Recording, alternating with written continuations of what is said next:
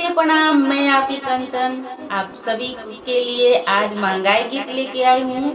तो दोस्तों, एक पति अपने पति को समझा रहे हैं कि महंगाई में कैसे खर्च करना है, कैसे नहीं करना है। तो चलिए इसी के आधार पे हमारा गीत है, तो हम दोस्तों आप लोग को सुना देंगे।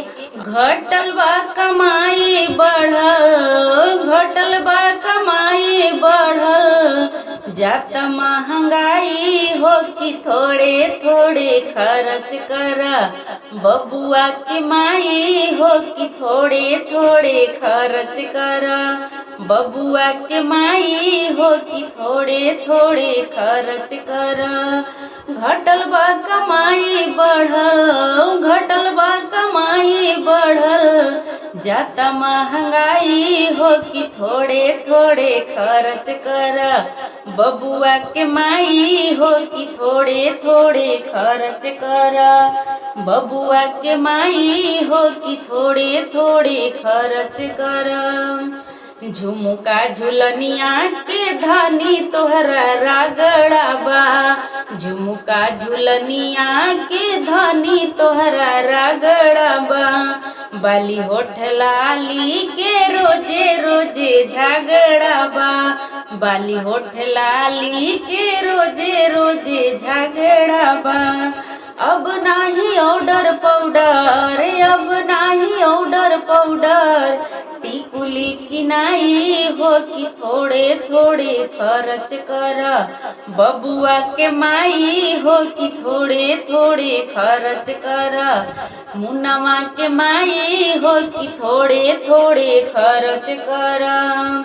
नून तेल धनिया मरिचा लहसुन पियाज हो, नून तेल धनिया मरिचा लहसुन पियाज हो, भाव सुनी सुनी हमरो खटके मियाज हो, भाव सुनी सुनी हमरो खटके मियाज हो।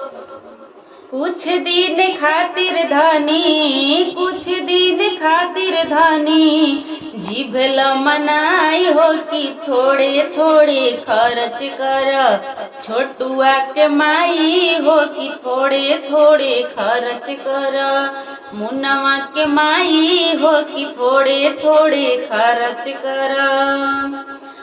करबू मन मानी तब बिगड़ जाई मामिला, करबू मन मानी तब बिगड़ जाई मामिला, बच्चा नहीं पुरानी अभी ओले तनी समझ, बच्चा नहीं पुरानी अभी ओले तनी समझ। है तोहर चाचा चाहे अहे तोहर भाई हो कि थोड़े थोड़े खर्च कर, छोटुआ के माई हो कि थोड़े थोड़े खर्च कर। अहे तोहर चाचा चाहे, अहे तोहर चाचा चाहे, अहे तोहर भाई हो कि थोड़े थोड़े खर्च कर, बबुआ के माई हो कि थोड़े थोड़े खर्च कर।